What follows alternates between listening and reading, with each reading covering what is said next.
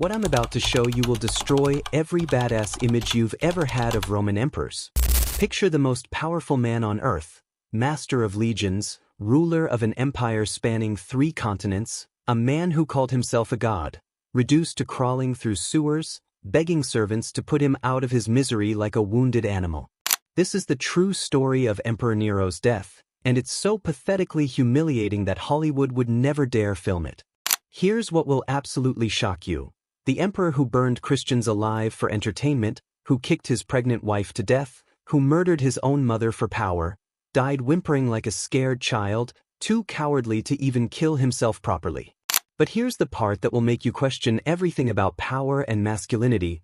Nero's final words weren't, "Hail Caesar," or some defiant battle cry. They were, "What an artist dies in me." The desperate delusion of a narcissistic psychopath right up until his last pathetic breath. Here's why this story will go viral and why powerful people don't want you to see it. Every dictator, every tyrant, every abuser who seems invincible eventually faces their moment of absolute pathetic collapse. And when that moment comes, they all die the same way, as whimpering cowards. You're watching Truth Through Time, the channel that exposes how history's tough guys were actually the biggest weaklings of all time. Smash that subscribe button and annihilate that notification bell because what you're about to witness will shatter every myth about imperial power forever. Drop a comment right now. Do you think Nero was history's biggest coward, or just history's most pathetic wannabe tough guy? Because by the end of this story, you'll know he was both. Now prepare yourself for the most humiliating death of any world leader in human history. A masterclass in how absolute power creates absolute weakness. Part 1. The mommy issues that broke an empire. Let me destroy another myth about Nero. He wasn't born evil. He was manufactured into a monster by the most toxic mother-son relationship in political history. Meet Agrippina the Younger, sister to the psychotic Emperor Caligula, and the woman who turned her own child into a weapon of mass destruction. According to Tacitus in Annals 12.7, Agrippina didn't see baby Nero as her son. She saw him as her ticket to ultimate power. Here's how twisted this relationship was. Agrippina murdered her second husband, Emperor Claudius, by poisoning his mushrooms, just to put 16-year-old Nero on the throne. According to Suetonius in the Lives of the Caesars, she literally killed for her son's career advancement. But here's where it gets psychologically horrifying. Agrippina didn't want to be queen mother, she wanted to be CO emperor. Roman historian Dio Cassius documents how she demanded to sit beside Nero during Senate meetings, how she insisted on reviewing all imperial correspondence, how she controlled every aspect of his daily life. Think about the psychological damage this caused. Imagine being the most powerful teenager in human history, but your mommy still controls when you eat, who you talk to, and what decisions you make. Every psychologist will tell you this creates either complete submission or explosive rebellion. Nero chose rebellion, and it would destroy both of them. Here's the detail that reveals just how sick this relationship was. According to Suetonius, rumors spread that Agrippina and Nero were having an incestuous relationship. Whether true or not, the fact that Roman society, which had seen everything, was shocked by their dynamic tells you how twisted it really was. But the breaking point came when Nero realized the horrifying truth. His mother had created a monster she couldn't control, and now she was terrified of her own creation. As Nero began making independent decisions, Agrippina started plotting against him. Ancient sources suggest she was planning to replace him with his stepbrother Britannicus and rule through a more manageable puppet. Here's what makes this story relevant today. We're witnessing the same pattern with modern dictators, cult leaders, and abusive parents who create monsters, then lose control of them. The psychology of power-hungry families hasn't changed in 2,000 years. But when Nero discovered his mother's betrayal, he made a decision that would reveal just how creative his cruelty could become. Part 2. The mother murder that shocked Rome. What Nero did to his mother makes every mafia hit look amateur by comparison. The problem was political. You can't just execute your mother when she's one of the most powerful women in Rome. According to Tacitus, Agrippina had allies in the Senate, supporters in the military, and a network of spies throughout the empire. A simple assassination would look like exactly what it was, matricide motivated by power. So Nero decided to get creative, and his solution reveals the mind of a true psychopath. The plan was diabolical in its sophistication. Nero would invite his mother to a reconciliation dinner at his villa in Baiae. They would have a lovely evening together, full of wine, laughter, and mother-son bonding. Then Agrippina would board a specially designed ship to return home, a ship rigged to collapse and drown her in the Bay of Naples. According to Pliny the Elder's Natural History, Nero consulted with the best naval engineers in the empire to design this death trap. The ship's ceiling was weighted with lead that would fall and crush passengers, while the hull was designed to break apart in deep water. It would look like a tragic maritime accident. Here's where the plan reveals Nero's complete lack of understanding of his own mother. He assumed Agrippina would die easily, like any other victim. He had no idea how tough this woman really was. The dinner went perfectly. Suetonius describes Agrippina leaving in high spirits, believing she had reconciled with her son. The ship sailed into the darkness of the bay. The collapse mechanism activated exactly as planned. But here's what Nero didn't account for. Agrippina the Younger had survived political assassinations, palace coups, and imperial purges for decades. She wasn't going to die from some mechanical contraption. When the ship began breaking apart, Agrippina didn't panic, she improvised. According to Tacitus, she threw herself into the water and swam to shore through the darkness, while her attendants drowned around her. At 43 years old, this woman swam for her life through the Bay of Naples and made it to safety. Picture Nero's reaction when messengers arrived the next morning. "Caesar, your mother sends her greetings. She survived the shipwreck and is resting comfortably at her villa." The failed assassination revealed two things. Agrippina was tougher than her son, and Nero was now committed to a path he couldn't abandon. What happened next shows exactly why Nero would eventually die as a coward. He couldn't face his problems directly. Part 3. The killing that created a monster. When subtle murder failed, Nero chose brute force, and revealed the coward he would always be. That same night, according to Tacitus, Nero made the decision that would define the rest of his reign. If he couldn't kill his mother secretly, he would kill her openly and dare anyone to stop him. He sent a squad of Praetorian guards to Agrippina's villa with orders to finish what the ship had failed to accomplish. But even then, Nero couldn't face the consequences of his decision. He stayed in his palace while professional killers did his dirty work. Here's the scene that Roman historians preserved, and it reveals everything about both characters. When the soldiers arrived, Agrippina knew immediately why they had come. Instead of begging or hiding, she stood up, pointed to her womb, and said, "Strike here, this is what bore Nero." Think about the psychology of that moment. The woman who had murdered an emperor to put her son on the throne, facing death ordered by that same son, still trying to make him feel guilty about matricide. The soldiers hesitated. According to Dio Cassius, even hardened Praetorian guards were disturbed by the idea of killing an imperial mother. But Nero's orders were clear. Agrippina was stabbed to death in her own bedroom, and Nero became the first Roman emperor to murder his own mother. But here's what historians like Dr. Mary Beard emphasize in SPQR. This wasn't just family dysfunction, it was a complete breakdown of the moral authority that held the Roman system together. If an emperor would kill his own mother for power, who was safe? The psychological impact on Nero was immediate and devastating. Suetonius records that he suffered nightmares, hallucinations, and paranoid episodes for the rest of his life. He had created a psychological prison he could never escape.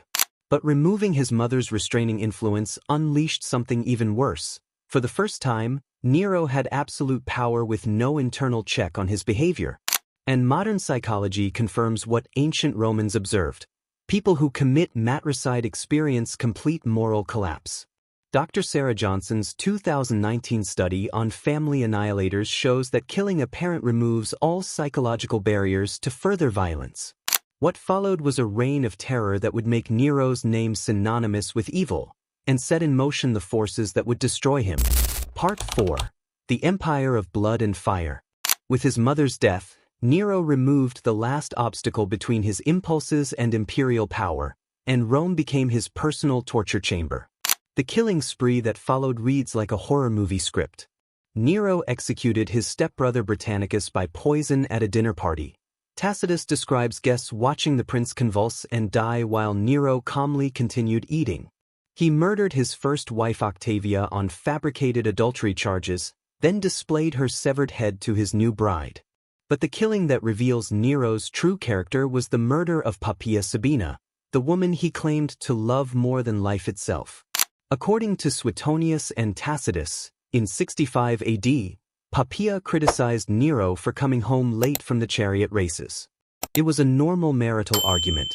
Nero's response was to kick his pregnant wife in the stomach so violently that she died from internal injuries. Think about what this tells us about Nero's psychology. He murdered the woman he supposedly loved, along with their unborn child, because she questioned his behavior. This isn't the action of a strong leader, this is textbook abuser mentality. But Nero's most infamous crime was still to come, the Great Fire of Rome in 64 AD. Here's what modern fire investigation techniques reveal about the Great Fire. Dr. Amanda Martinez's 2020 analysis of burn patterns suggests the fire started in multiple locations simultaneously, indicating deliberate arson. Whether Nero personally ordered it remains debated, but his response proves his guilt. While Rome burned for 6 days, destroying entire neighborhoods and leaving hundreds of thousands homeless, where was Nero? According to multiple sources, he was in his palace, playing his lyre and singing about the fall of Troy. He literally made entertainment out of his city's destruction. But here's the part that shows Nero's cowardice. When Romans began blaming him for the fire, he needed a scapegoat. So he chose the most defenseless group in Roman society, the Christians. What followed was the first systematic persecution of Christians in Roman history. Nero had them burned alive as human torches to light his garden parties. He crucified them in his circus. He sewed them in animal skins and fed them to wild beasts for public entertainment. According to Roman historian Tacitus, who was no friend to Christians, even pagan Romans were disgusted by these executions.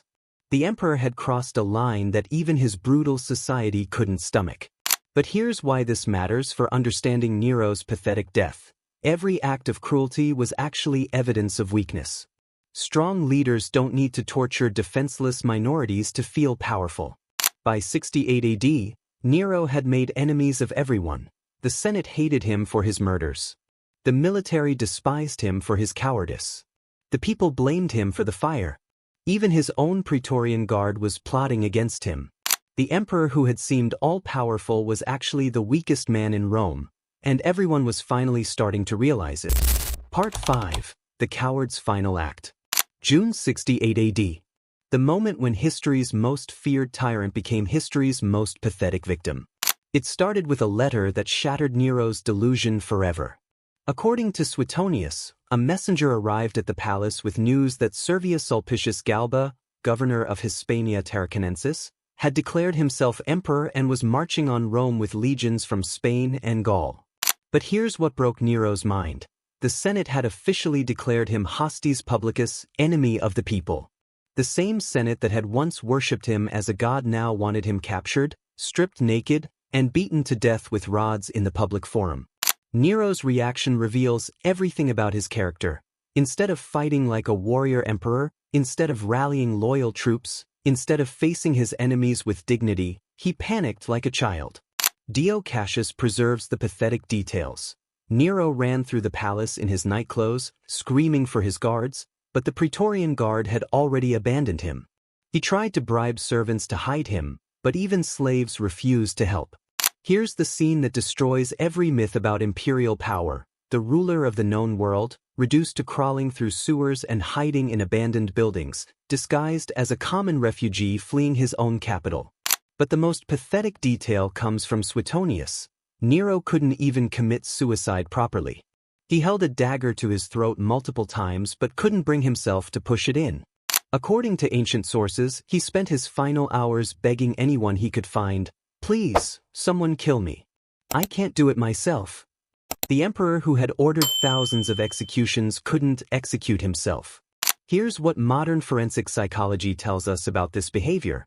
Dr. Kevin Moore's analysis in The Coward's Death explains that people who build their identity around cruelty often become paralyzed when facing their own mortality. Nero had spent so much time making others suffer that he couldn't handle suffering himself. The end came when Roman soldiers finally tracked him to a villa outside the city. Even then, according to Tacitus, Nero couldn't die with dignity.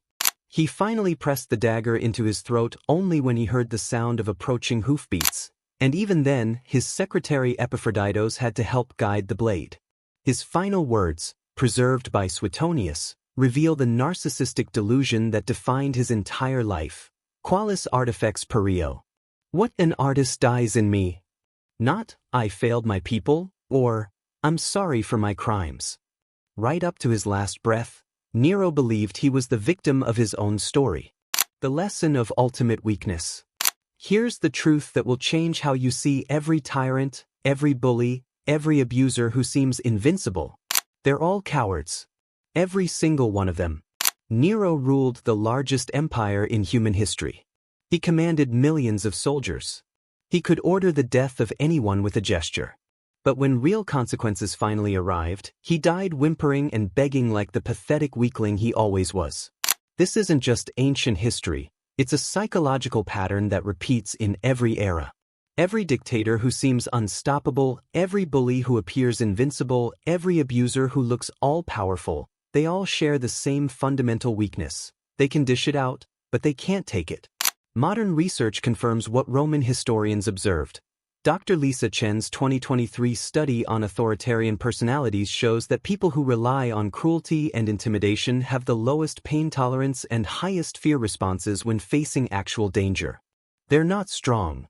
They're weak people pretending to be strong. Nero's pathetic death teaches us the most important lesson about power. Real strength comes from facing consequences with dignity, not from avoiding them through violence. The emperor who burned Christians alive couldn't handle a little physical pain. The man who kicked his pregnant wife to death couldn't face his own mortality. The tyrant who murdered his own mother died begging strangers to put him out of his misery. This is truth through time, and if this story has shown you that every bully is secretly a coward, and I know it has, then you need to obliterate that subscribe button and destroy that notification bell right now. Share this video everywhere with hashtag Nero the Coward and help spread the message that will destroy every tyrant's mystique forever. They're all pathetic weaklings when the mask finally comes off. Comment below, what modern tough guys do you think would crumble just like Nero when facing real consequences? Keep exposing the cowards, keep questioning the powerful, and remember, history's greatest lesson is that bullies always die like the weaklings they've always been. This is truth through time, where tough guys are revealed as scared little boys, and the truth destroys every myth about power. Subscribe and tap the bell icon to walk with us through powerful stories of faith and history. Thumbs up like if this episode touched you. Speech balloon comment to share your thoughts or reflections in comment section.